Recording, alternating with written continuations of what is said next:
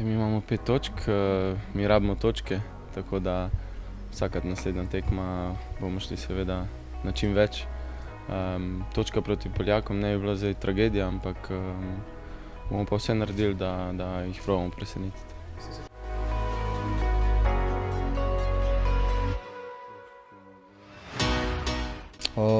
Glede na to, da imajo toliko točk prednosti pred ostalimi in glede na to, da mi pač enostavno potrebujemo 3 pike in da igramo doma, mislim, da niso oni v neki izraziti vlogi favorita.